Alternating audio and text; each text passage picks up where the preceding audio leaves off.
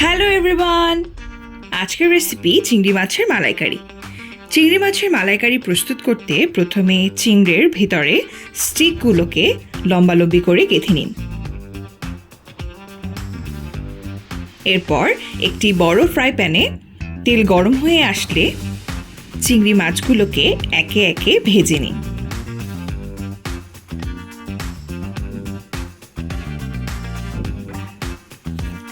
চিংড়ি মাছের দুই পাশ লাল হয়ে আসলে তা আরেকটি পাত্রে একে একে তুলে নিন। এরপর সেই একই তেলে কুচি করে রাখা পেঁয়াজ ভালো মতো ভেজে নিন। আদা রসুন বাটা দিয়ে দিন। মরিচের গুঁড়া, জিরা গুঁড়া, লবণ দিয়ে ভালো মতো মশলাটা কষিয়ে নিন। এরপর অল্প করে নারকেল দুধ দিয়ে ভালো মতো কষে নিন। তেজপাতা ও গরম মশলা দিয়ে নিন। আস্তে আস্তে নারকেলের দুধ দিয়ে ভালো মতো কষিয়ে নিন। মশলা ভালো মতো কষে আসলে চিংড়ি মাছগুলো মশলার ভেতরে একে একে দিয়ে দিন।